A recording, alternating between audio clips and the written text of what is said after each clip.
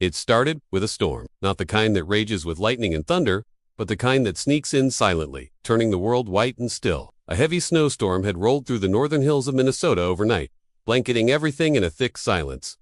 Roads were shut down, trees bowed under the weight of ice, and somewhere out in the woods, a tiny northern saw-whet owl had lost the battle against the cold. They found him by accident. A park ranger named Joel was doing a routine trail check after the blizzard, clearing branches, check-in signage, making sure no hikers had gotten stuck.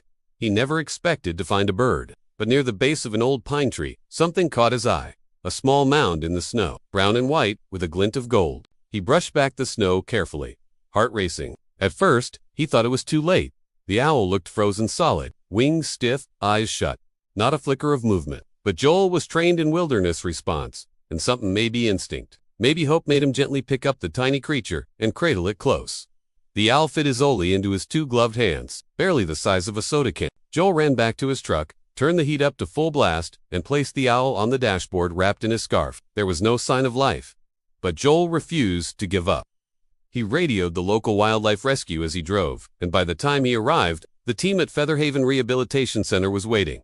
They moved fast, heated towels, warming pads, a humidifier to bring up the ambient temperature slowly. One of the lead techs, Anna, checked the owl's vitals, though faint. They almost missed him. His heart was beating, weakly, faintly, but beating. The fight wasn't over. The owl was placed in a small oxygen chamber set to 80 degrees Fahrenheit. Over the next 3 hours, something extraordinary happened. His feet, once curled and stiff, began to flex. His head, buried deep into his chest, began to lift. And then so slowly you'd miss it if you blinked, his eyes fluttered open. Everyone in the room froze. Saw-whet owls have enormous golden eyes that seemed to glow in low light. When this tiny fighter opened his, the room went silent in awe. They named him Blizzard. What followed were days of delicate care. Blizzard couldn't eat on his own at first. His muscles were weak. His talons barely gripped the perch they provided. But every hour, he grew stronger. Anna sat with him through the nights, whispering stories and playing soft nature sounds. He responded best to the sound of running water. His head would twitch toward the speaker every time a babbling brook played. They think it reminded him of home. The rescue team quickly learned that Blizzard wasn't just a survivor, he was a fighter. His body began repairing itself with startling speed. Within 4 days, he was alert, preening his feathers and hopping gently from one branch to another inside his enclosure. But there was still a problem. One of his wings had taken on slight frost damage. It wasn't broken, but it wasn't functioning right either. And keeping a wild owl in captivity was the last thing anyone wanted. So they began physical therapy. Yes, for an owl. Every day Anna would guide Blizzard through gentle wings, encourage short hops, and simulate flight movements inside a safe, padded flight tunnel. Slowly, his wing strength returned. He went from 5 feet to 10, then 20, and one day, with nothing more than a gust of air and a flick of feathers, Blizzard soared across the length of the tunnel in one smooth arc. Anna cried right there on the floor. Anna had shared a short video of his first blink online, just to let supporters know he was alive. The video went viral overnight. Over 3 million views in 2 days. People couldn't believe a bird that small had survived something so deadly. You are my favorite hero.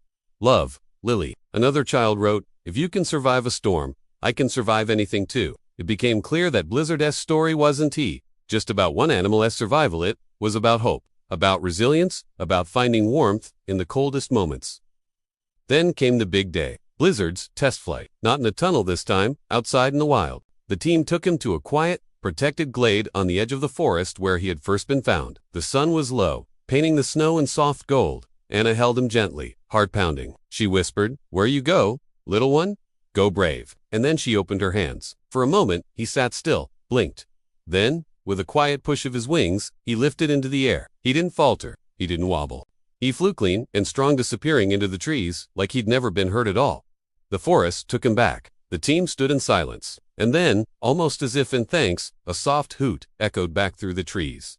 Blizzard's story didn't end there. Featherhaven kept sharing updates, even if they never saw him again. His recovery video became a teaching tool for wildlife centers around the country. Donations soared. More animals were rescued. More lives were saved. And now, here's where you can help. Blizzard may be back in the wild, but there are hundreds, thousands of creatures right now caught in storms they didn't choose. Tiny lives that seem forgotten, frozen, invisible. But they're not. Not if we pay attention. Not if we care. So if Blizzard's journey moved you, even a little, help us keep telling these stories. Like this video, share it with someone who needs a reminder that healing is possible. That survival isn't always loud. It can be quiet, small, and feathered. And if you want to help even more, consider donating to your local wildlife rescue or volunteering your time. You never know when a small act like noticing a lump of snow under a tree could save a life. And of course, if you want to keep following these incredible rescue tales, don't forget to subscribe. We promise to keep showing you the magic that happens when kindness meets determination. Because in a world full of storms, sometimes the smallest creatures show us the biggest strength.